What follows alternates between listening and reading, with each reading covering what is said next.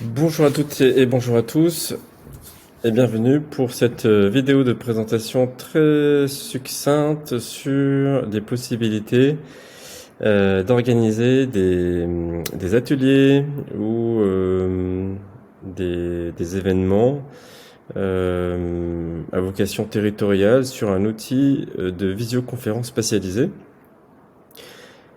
Cette vidéo est plutôt destinée aux acteurs des territoires, donc des chefs de projet territoriaux qui travailleraient sur la transformation écologique du territoire ou sur l'économie circulaire.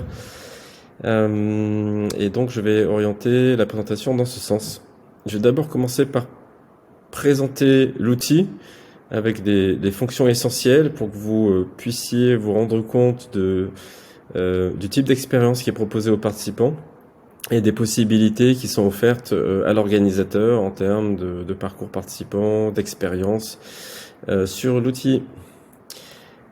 Alors, donc, je vais directement aller sur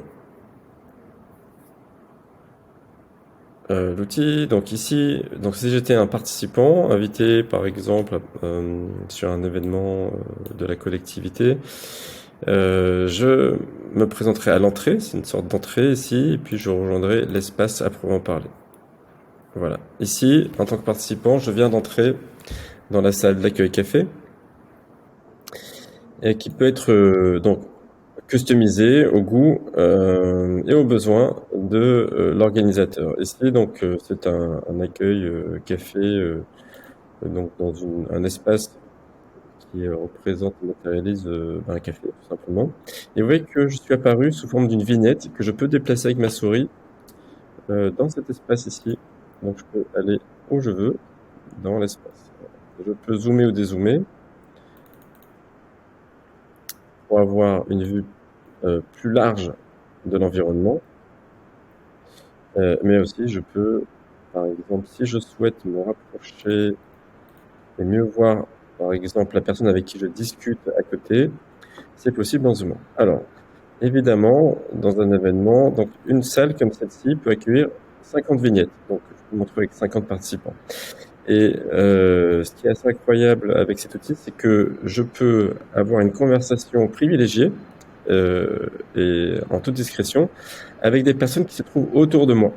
Ce que je vais dire ne sera pas entendu d'un groupe qui se trouverait par exemple ici, par une propriété de radialisation du son.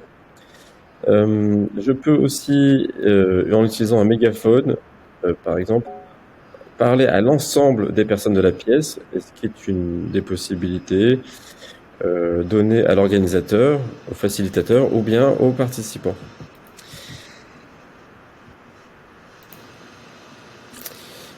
Chaque espace Spatial Chat peut être donc organisé selon les besoins avec des sous-salles.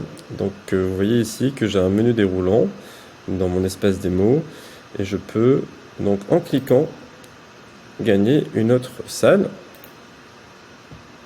voilà, qui va être customisée ou préparée d'une manière différente. Là par exemple vous avez sous les yeux une salle qui va permettre de faire une forme d'inclusion collective où on va inviter les participants qui ne se connaissent pas à se déplacer dans l'un des espaces de la salle et répondre à deux à une des questions posées dans chaque îlot. Donc, ce qui permet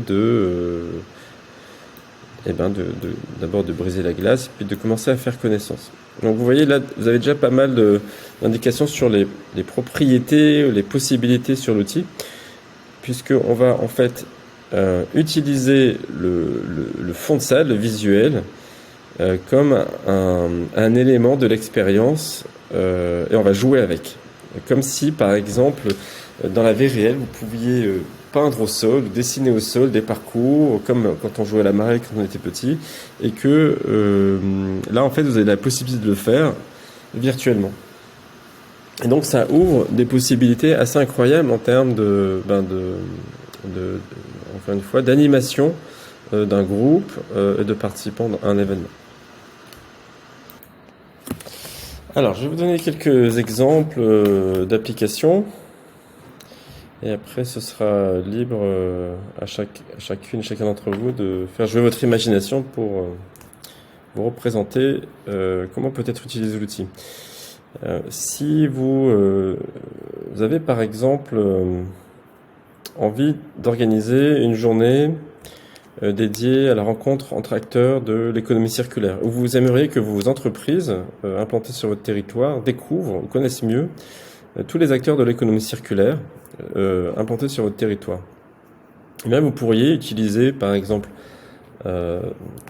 plusieurs fonds de cartes du territoire qui permettraient de localiser ces acteurs. Là, vous avez par exemple sous les yeux une capture d'écran d'un atelier qui a été organisé avec un fond de carte de la région Île-de-France, et puis on demandait aux participants de se placer pour dire où ils étaient localisés. Et donc ça permet d'avoir à la fois un jeu intéressant entre la réalité du territoire et la carte du territoire et la localisation des acteurs, et la possibilité de se déplacer vers ces acteurs virtuellement en se les figurant directement sur une carte. Et une fois, donc par exemple, moi je suis une entreprise et je cherche par exemple un acteur qui permettrait de récupérer mes déchets via une collecte en vélo cargo. Puis cet acteur existe sur le territoire, je pourrais identifier où il est localisé. Et puis, grâce au système de salles, je pourrais donc avoir un échange avec cet acteur directement dans une salle dédiée, par exemple, un peu sous la forme d'un salon. Mais aussi, je pourrais échanger avec lui dans la salle principale, et il y aurait des personnes autour de moi, mais grâce à ce système de son, je pourrais discuter uniquement avec lui. Donc, l'outil peut être utilisé pour cela, pour des rencontres d'acteurs, par exemple. Ça peut être aussi utilisé pour des parcours gamifiés. Imaginons que vous souhaitiez sensibiliser les entreprises de votre territoire à l'écomobilité. Eh bien, vous pourriez utiliser l'outil avec des photos réelles de votre territoire sur des installations, nouvelles installations, ou des projets d'installation, ou des projets d'autoroute vélo, par exemple. Et vous pourriez ou les sensibiliser à l'utilisation de ces équipements, ou bien les faire jouer autour de quiz, de questions-réponses sur le sujet. Et je vais vous montrer un exemple de parcours gamifié qui a été fait dans un autre domaine, celui du handicap, pour que vous voyez à quoi ça ressemble.